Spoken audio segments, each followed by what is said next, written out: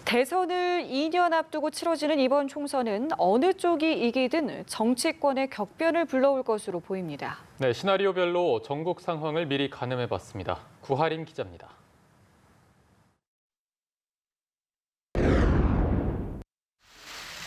민주당이 단독으로 과반 의석을 확보하면 문재인 대통령의 국정 장악력은 2년 남긴 임기 말까지 유지될 것으로 보입니다. 당장 여권은 공수처 설치와 각종 개혁 법안 처리에 강력한 드라이브를 걸 것으로 예상됩니다. 범여권이 180석 이상을 움켜쥘 경우 야당의 찬반과 관계없이 모든 법안을 단독으로 처리할 수 있게 됩니다.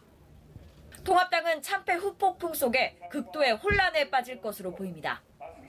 황교안 대표의 리더십이 큰 타격을 입는 것은 물론이고 자기 주자들의 쇄신 요구와 함께 야권 재편 움직임이 몰아닥칠 전망입니다.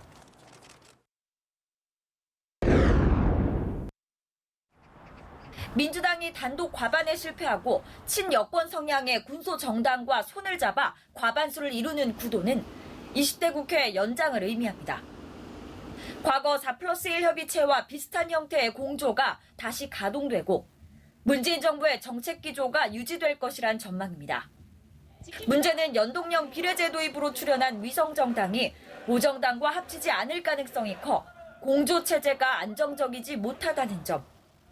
민주당이나 통합당이나 사안별로 군소정당을 끌어들이려고 노력하기에 이전보다 더 지리멸렬한 식물국회와 국회 파행이 계속될 것이란 우려가 나옵니다.